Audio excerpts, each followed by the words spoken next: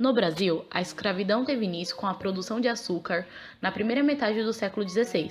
Os portugueses traziam os negros africanos de suas colônias na África para utilizar como mão de obra escrava nos engenhos de açúcar do Nordeste.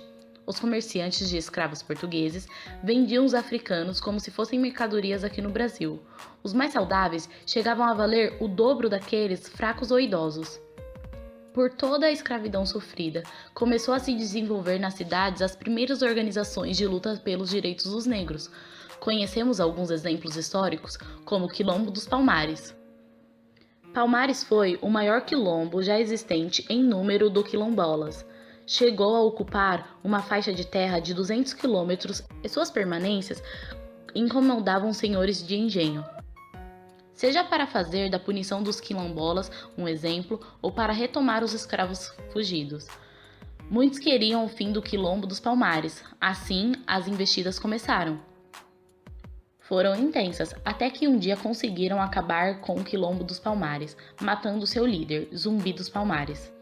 Outro exemplo, Revolta dos Búzios, também chamada de Revolta dos Alfaiates, ou Conjuração Baiana, que tinha como um dos seus objetivos acabar com a escravidão.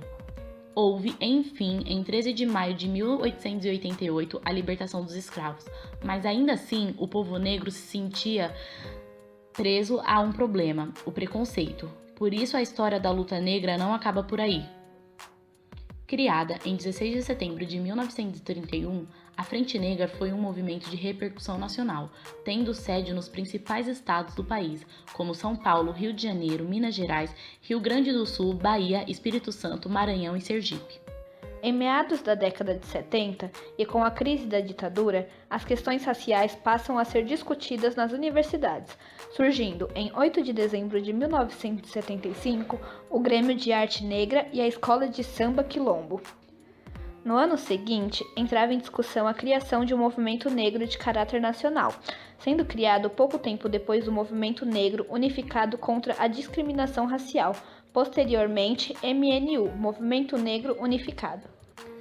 A primeira manifestação pública realizada pela MNU foi em 7 de julho de 1978, quando 4 jovens negros foram proibidos de participar do time juvenil de voleibol do Clube de Regatas do Tietê, e também quando morreu um trabalhador negro, torturado por policiais. A União de Negros pela Igualdade, o Negro, fundada em 14 de julho de 1988, em Salvador, por um grupo de militantes do movimento negro para articular a luta contra o racismo, a luta de classes e combater a desigualdade de gênero.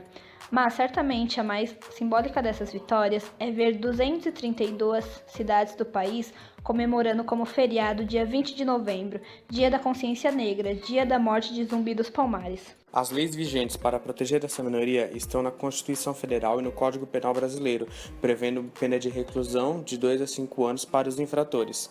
As leis sobre o racismo no Canadá estão na Carta dos Direitos Civis e na Liberdade, prevendo multa e também penas de reclusão.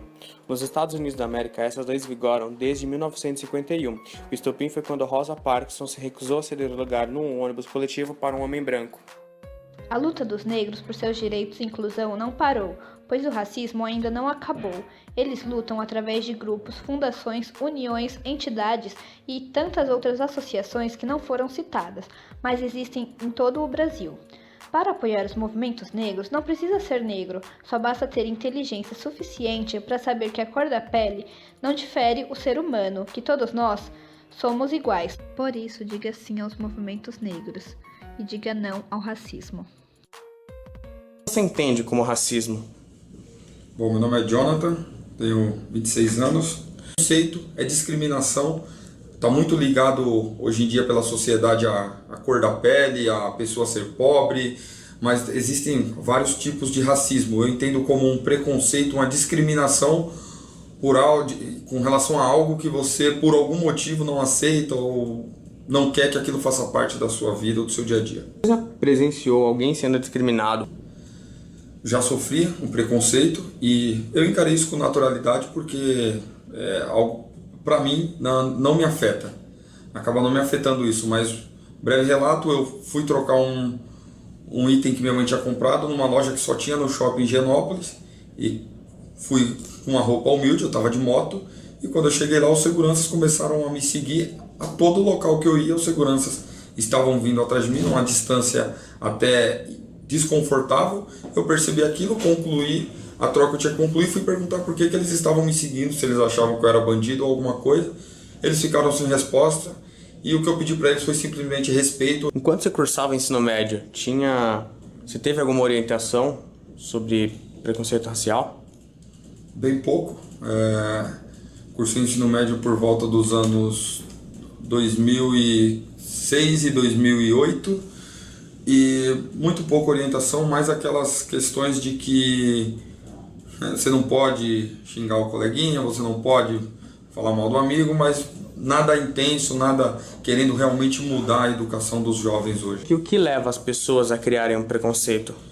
A falta de educação. E educação, quando nós dizemos, não estamos falando da educação na escola. Eu acredito que na escola você se enriquece um pouco mais de conhecimento e aprende as normas de ortografia, aprende cálculo, tudo, mas a educação ela vem da sua própria casa, ela vem da raiz, ela vem da base da família.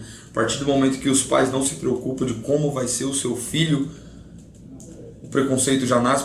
Sou Luciano Fernandes, sou advogado faz 14 anos aí, trabalho na área empresarial. O que você entende como racismo?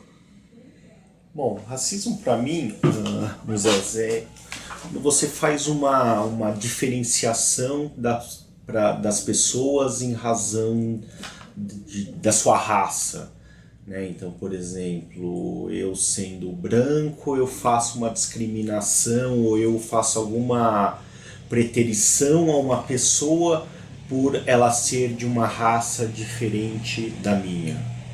Que os negros de baixa renda e baixa escolaridade são as principais vítimas nessa abordagem policial. Realmente, de fato, mas eu acredito também que tem o outro lado também. Sim. Acho que o próprio negro,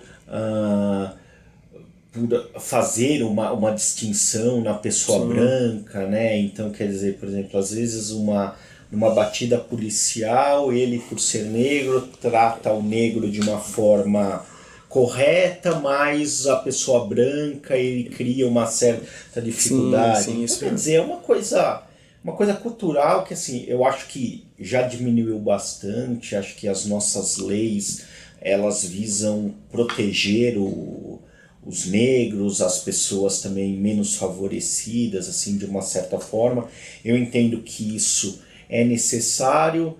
Se você fosse negro, como você lutaria contra o preconceito e como você faria essa conscientização para a sociedade?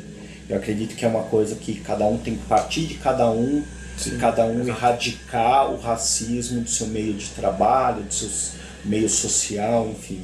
Acho que cada um, independente da cor, independente do credo, independente de sua opção sexual, acho que você tem que erradicar. E essa é a mensagem que eu passo. Eu acredito que somente pessoas fracas, somente pessoas que não têm uma inteligência ou talvez pessoas que se sintam inferior praticam racismo.